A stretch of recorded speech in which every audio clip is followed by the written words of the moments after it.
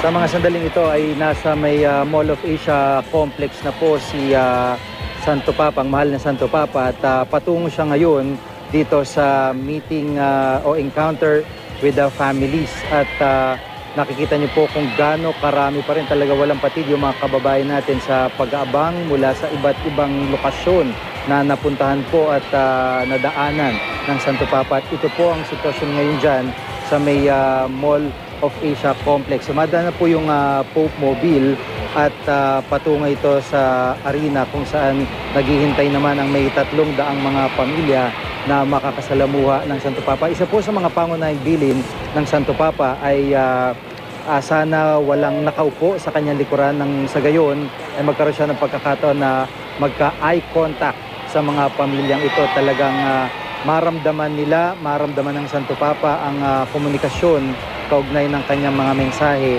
na nais niyang ipaabot. Kanina po umaga ay nagkaroon ng pagkakataon magkita si Pangulong Aquino, kung saan sa talumpati sa payag po ni Pope Francis ay binigyan po niyang diin ang importansya ng pamilya bilang isa sa mga pangunahing haligi sa pagbuo ng lipunan, lalo na itong paghubog sa mga bata. At isa po sa binigyan din niya ang pag-reject sa katiwalian upang maibsan ang paghihirap ng mga tao. Dahil isa po sa koneksyon nga ng katiwalian ay patuloy na naagaw yung para sa may hirap na mga resources. Kaya ito po ang binigyan diin ng mahal na Santo Papa, na talikuran o itakwil yung katiwalian sa pamahalaan, nang sa gayon ay maabot ng tulong at iba pang mga pangangailangan, lalo na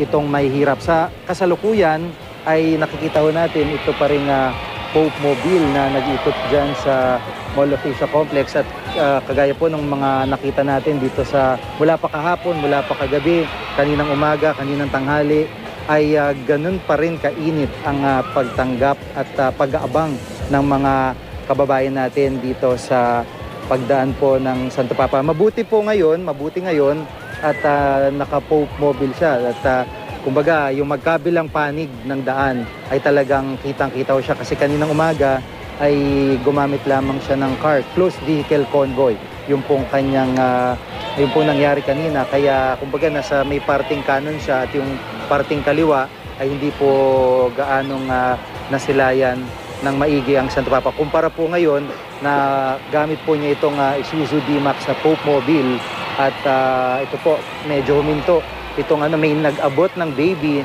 Ito, napakaswerte naman itong baby na ito, inabot. At kanina nakita din natin sa Malacanang kung paano po inasikaso ni Pope Francis yung po mga bata na iniabot din sa kanya. May mga batang maliliit, may mga sanggol, medyo may kalakihan rin, at bawat isa po sa mga ito ay talaga hong nakakita o nakaramdam ng atensyon ng mahal na Santo Papa. Sa ngayon ay patuloy pa rin itong pagtungo ng Pope Mobile dito po sa venue ng Encounter with the Families, kung saan magiging topic po, pangunahing topic, yung mga issue ng migration, disability at kahirapan. Yan po yung mga tatlo sa topics na kanyang pagtutuunan ng pansin. So mayroon po mga piling pamilya magkakaroon ng pagkakataon na talakayin itong mga isyong ito, at dito po ay malalaman natin mamaya ang reaksyon ni Pope Francis sa mga mapalad na makakapaglahad ng kanilang kwento kaugnay pa rin sa tema ng Encounter with the Families. So sa ngayon ay patuloy na iniikot ng Santo Papa Mall of Asia, nang sa gayon lahat po ng mga nag-aabang dyan ay magkaroon ng pagkakataon. Ito po'y kumbaga hindi bago sa Santo Papa, dahil karaniwan sa St. Peter's Square kapag natatapos po yung kanyang misa ay umiikot din ho siya sa ganyang mga lugar, yung mga nakabarikada na lugar, para magkaroon siya ng direktang pakikisalamuha sa mga tao na nag-aabang sa kanya. At bago pa man dumating si Pope Francis sa Moa Arena ay nagsimula ng unang bahagi ng programa roon. Nagkaroon ng ilang panalangin, mga pagtatanghal tulad ng mga sayaw at kanta. Layo ng aktibidad na ipaalala kahalagahan ng pamilya at ang pagkakaisa ng mga miyembro nito sa kabila ng mga pagsubok na dumarating sa buhay. gagamit ng iba't ibang wika ang selebrasyon ngayong araw. May mga dasal na gagawin sa Latin na asang English naman ang gagamitin wika sa homily. Ang prayers of the faithful gagamitan ng iba't ibang dialekto gaya ng Cebuano, Pampangan, Ilocano, Hiligaynon, Waray at Bicolano. Galing naman sa iba't ibang diocese ang aawit ng koro. At masusi nga pong pinili ang mga individual at pamilyang nakisa ngayon sa aktibidad o gagawing aktibidad dyan sa arena dahil bawat archdiocese at diocese sa Pilipinas ay nagpadala po ng 100 individual na may iba't ibang katayuan sa buhay. Ang Caritas Manila namili naman ng 300 individual mula sa mga kapuspalad na pamilya sa Metro Manila. Kasama rin dyan ngayon ang iba't ibang Kristiyanong grupo, samahan at asosasyon. Inaasang babasbasan ni Pope Francis ang lahat ng pamilyang makikiisa o nakiisa sa aktibidad. At ngayon nga po, dahil sa mga aktibidad at dito sa pagdating ng ating mga kababayan, sarado po ngayon ang ilang kalsada sa ruta ni Pope Francis. Ayon sa MMDA, ang bahagi ng Taft Avenue, Quirino Avenue, Ross Boulevard, EDSA at J.W. Jokno. Sarado rin ang bahagi ng Pio Campo at Bucaneg. May mga alternatibong ruta pong iminungkay ang MMDA kung nasa Ross Boulevard southbound kayo. Pwede kayong kumaliwa sa may PM Calaw o Pedro Hill papunta sa inyong destinasyon. Sa mga gumagamit naman ng Jones Bridge, Arthur Bridge, Quezon Bridge southbound, pwedeng dumaan sa Lagos Nilad patungong Taft Avenue. Kaliwa sa Pedro Hill, kanan sa Singalong at kaliwa sa may Quirino Avenue, kanan sa Osmeña Highway papunta sa inyong destinasyon. Sa nakikita ho natin, tuloy-tuloy itong pag-ikot ni Pope Francis para po sa mga kababayan natin na nandyan sa may MOA Arena. At sa pagkakataong ito ay malapit na ho siya sa mismong venue dahil ito na ho yung parang mismong entrada ng Mall of Asia Arena para sa mga sasakyan. So yun yung mga kababayan natin, medyo may kalayuan na yung mga nag-aabang para sa kanya. At bago po natin pasukin yung mga gagawing aktibidad dyan, ay kausapin po muna natin si Father Chris Arthur Militante, Information and Social Communications Officer ng Archdiocese of Calao. Father Chris, magandang hapon po. Ngayon sa ating programa.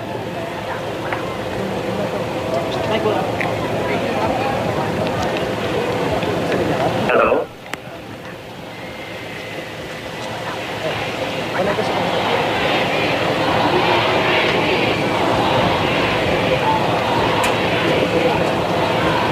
Apo. Father, sa ngayon po, ano po yung ma-expect natin dito sa magiging aktibidad? Una po muna dito sa MOA Arena kung saan nga po itong ang Santo Papa ay makikisalamuha sa pamilya mula sa iba't ibang mga estado. Gaya po ng sinabi ng ating Santo Papa ng umaga noong sa mensahe niya dito sa Malacanang at sa Manila Cathedral na pakinggan po natin kung gaano kahalaga.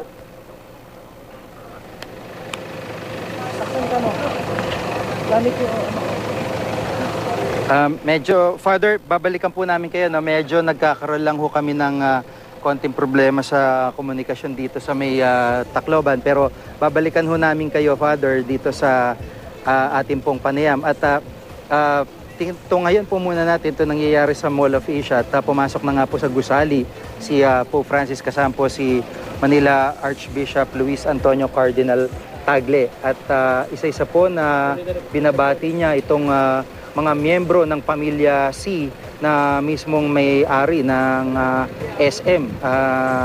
Isa po sila sa grupo na unang nakabati dito kay Pope Francis pagpasok po niya dito sa may driveway ng Mall of Asia Arena. At sa ngayon nga ho ay patungo siya dun sa mismong venue na paggaganapan ng Encounter with the Families, kung saan makakasalamuha po niya ito pong mga iba't ibang pamilya na inimbita ng iba't ibang diocese at archdiocese mula sa buong Pilipinas. Ayan, napakarami po nitong magpa-participate na ito para sa Encounter with the Families. Balikan po natin si Father Chris. Father, magandang hapon po ulit. Magandang hapon set sa inyo, sige. Apo, Father, pasensya na po kanina, no? Okay lang. Matanong ko lang po, ano po ang ine-expect dito sa mismong encounter with families? Paano po, magkakaroon po ng mga prayers at kwentuhan, kumbaga, pagkukwento ng ilang mga pamilya, ano po? Opo, narinig po natin kung gaano kahalaga ang pamilya sa pananaw ng simbahan, sa pananaw ni Pope Francis. In fact, sa simbahan nga po, consider po natin ang family as a domestic church. Kung meron po tayong maayos na pamilya, maayos na lipunan at maayos na mga miyembro ng simbahan din po ang ibig sabihin nito. Opo. At ito ho kumbaga, parang pangkaraniwang misa po bang mangyayari dito o talagang mga prayers lang? Punong-puno ho yung MOA Arena sa kasalukuyan. So, paano po mangyayari? Hindi ko po alam kung ano talaga yung details na mangyayari dyan sa meeting ng family. Pero yung nalalaman namin dito based sa itinerary, magkakaroon ng mga testimony at saka magbibigay ng mensahe po ang ating Santo Papa tungkol po sa kahalagan po ng pamilya. Opo, talagang kanina nga ho, dun sa kanyang pahayag sa Malacanang ay narinig din natin yung importansyang ibinibigay ni Pope Francis sa mga pamilya, kung paano nito tinutulungan na mabuo yung lipunan at kumbaga, pag kinalinga mo yung bata sa pagkabata pa lang ay isang maayos na lipunan. Parang ganun po yung essence na kanya po ibinabahagi. Tama po yun. Opo, regardless po sa estado sa buhay. Pero dumako po muna tayo, Father, dito sa sitwasyon naman sa Tacloban, kasi sa nakikita ho natin dito ay parang kanina medyo umaambo na, medyo makulimlim na rin. Pero sa kabila noon ay ang dami na ho ng mga kababayan natin na nagtutungo rito para sa, paano po yun, may vigil po na gaganapin dito sa pagmimisahan? Opo, kasi sa kabila ng ng masamang panahon, tuloy-tuloy all systems go at this will not dampen the enthusiasm and excitement ng mga tao sa Archdiocese ng Balo.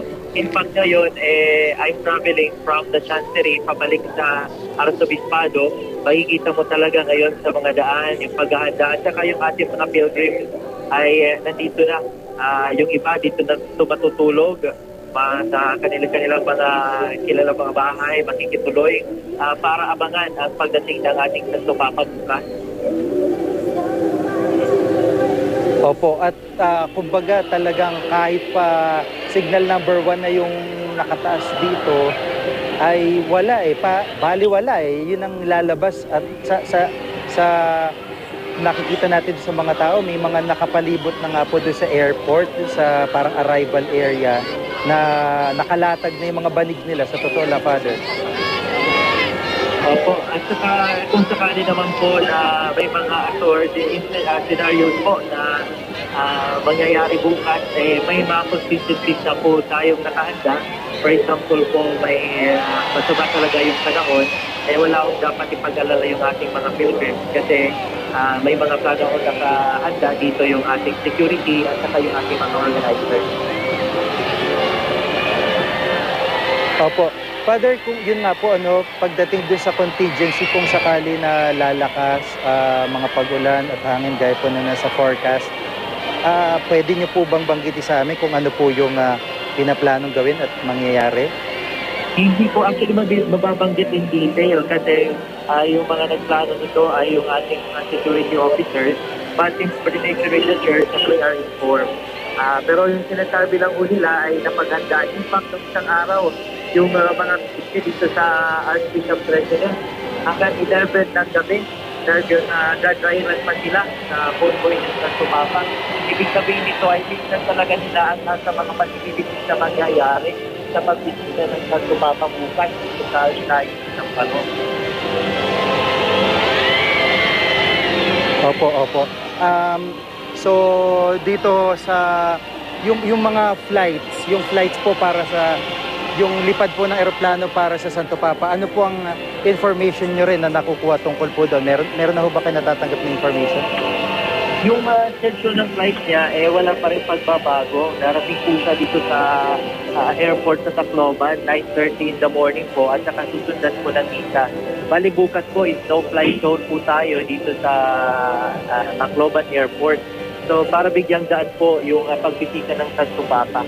So mga pagkakaalam namin is 3 eroplano lang po ang biyahe sa mga oras na yan bukas, at saka may mga magpapatrol din sa ating himpapawid gaya ng mga sundalo natin tulad sa mga helicopters.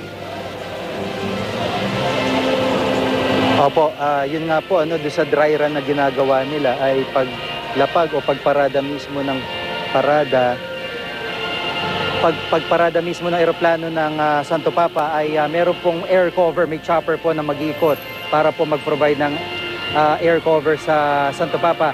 Yung pong sa ngayon, yung stage na gagamitin po ng Santo Papa dito sa Tacloban para sa misa ay masasabi natin, napakasimple talaga, yung nangyari parang gawa sa sawali, yung mismo dingding niya, tolda lamang yung bubong, may konting plastic at inayos lang. Napakasimple nung ginawa ng Archdiocese of Palo, Father Chris. Opo, simple. In fact, before tayo makarating sa design na yan, kasama yung ating architect na nagplano ng template ng Santo Papa, si Architect po, ay kinonsider talaga maraming revisions na may mga tinanggal just to make the template of the Holy Father simple para sa pagtitipon natin dito. Opo. Maraming salamat po sa pagkakataon, Father Chris. At alam ko, busy pa rin ho kayo hanggang ngayon sa mga sandali ito, sa mga preparasyon. Di muna namin kayo aabalahin hanggang bukas. At maraming salamat po. Magkita na lang po tayo dito sa misa bukas. Maraming salamat, Father Chris, Okay. militante ng Archdiocese of Palo. Salamat po. Sa puntong ito po ay balikan po natin yung nangyayari dyan sa MOA Arena. Kanina ho, yung nakita natin, mga bata, mga may kapansanan ay talagang inaasikaso o isa-isang binibigyan atensyon ng mahal na Santo Papa. At meron pa nga ho na parang blinesya na imahe ng Birheng Maria. So ito ho, tuloy-tuloy itong pagbati ng Santo Papa dyan sa mga nadadaanan niyang senior citizens na naka-wheelchair. At bawat isa ho sa kanila ay talaga pong binibigyan niya ng pagkakataon na makasalamuha. Ganyan po talaga nakilala ang Santo Papa pagkatapos pa lang niyang mahalal bilang Pope. Kaya po siya ay talagang tinawag na People's Pope. So sa ngayon ay hindi pa tapos ang kanyang paglalakad bago makapunta sa kanyang pwesto para masimulan itong encounter with the families. At masabi natin na napakaswerte nitong mga napiling ito ng kanilang mga simbahan para ho magkaroon ng pagkakataon na makamayan, mahalikan yung kamay at mabati man lang itong batang ito, na naiyak pa habang hinahalikan ng Santo Papa. Santo Padre. Tuloy-tuloy ho ang Santo Papa dito sa pag-greet sa kanyang mga well-wishers. At yung din po talaga ini-expect dito sa mga, lalo na dito sa mga biktima ng bagyo sa Tacloban at sa Palo na kanya pong dadalawin. So actually yung sitwasyon din dito sa ngayon ay yung mga kalsada kumpara sa dinaanan ni Pope Francis ay mas makitid ng konti. So yung chance na mas mapalapit sila, makalapit ng konti ay mas malaki po yung pagkakataon na mapalapit sila sa Santo Papa dahil po dun sa kitid ng daan pagdating po niya dito sa may bahagi ng Tacloban. May ilan po mga obispo na kinakausap siya dito sa daan patungo sa pupuntahan niya sa entablado. At lahat napakaswerte po ng mga nadaanan ng Santo Papa na magkaroon ng pagkakataon na makasalamuha siya sa ganitong pambihirang pagkakataon. Makita po ng entablado si Pope Francis, makita po ng entablado si Pope Francis at ng mga oras ay magsisimula po itong encounter with the family. So mismo mga pagdarasal po at mismong programa ay masisimula na anong oras. Gaya nga po ng aking nabanggit, yung pong, kumbaga, yung mga topics na pangunahing tatalakayin dito ay tungkol po sa migration, kahirapan at pagkakaroon ng kapansanan. Kaya ho, ito po mga pangunahing tatalakayin ng Santo Papa pagka nagsimula na itong mga testimonya ng mga pamilya na kanya pong o naimbitahan po dyan at napili na magsalita at magkwento kaugnay po ng kanilang sitwasyon sa ngayon.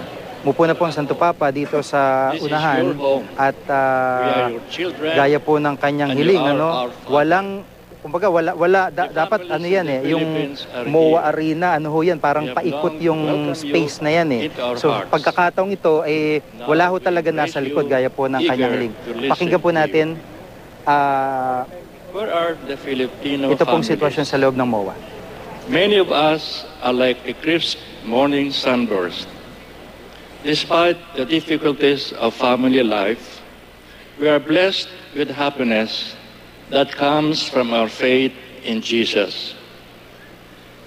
The family is our nest of happiness. The family is our cradle of warmth. Speak to us, Holy Father, and bless us to remain in the sunshine of Jesus. Some of us are fetching water in the heat of the noon sun, like the Samaritan woman by the well. Some of us are confused. Some of us are living in guilt and shame because of our dark, secret sins. Some of us are weary and lonesome. We seem to have everything, and yet we know we have nothing. Speak to us, Holy Father, and teach us as Jesus did at the well of Jacob. Some of us are tired and burdened, discouraged and hurt, like the disciples of Emmaus on that Easter afternoon. Our earnings are not enough, our children are hungry, and we have no means to feed them. Our backs are aching from working all day in foreign lands. We have not seen our children for years. Some of us are victims of natural calamities such as typhoons, earthquakes, and floods. Others suffer from evils caused by fellow human beings. Some of us look for happiness in drugs and alcohol. Speak to us, Holy Father, and bring us the joy that comes only from Jesus. But all of us are children of Easter morning. We are not children of gloom and darkness, but children of light and hope. You are here, Jesus is here. Jesus makes us new. Speak to us, Holy Father. We will listen with love. Jesus speaks through you. We know you are also listening to us because you love us.